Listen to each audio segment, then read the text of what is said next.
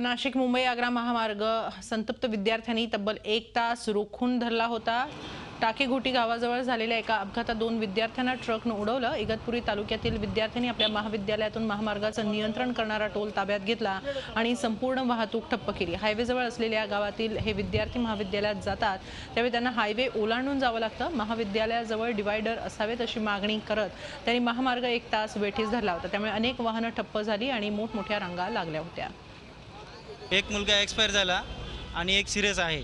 तर आमची NHIला अशी मागणी आहे की कॉलेजच्या समोर डिवायडर कट जर त्यांनी दिला तर घोटीहून येणारा जितकाही प्रवाह आहे तो तिथून डिवायडर कट घेऊन तो कॉलेजला आरामात जाऊ शकतात।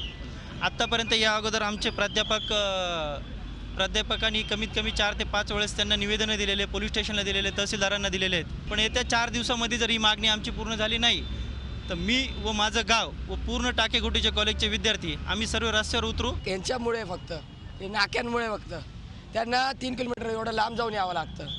काहीतरी ॲक्शन घेतलं पाहिजे म्हणून आम्ही रस्ता रोक केला होता।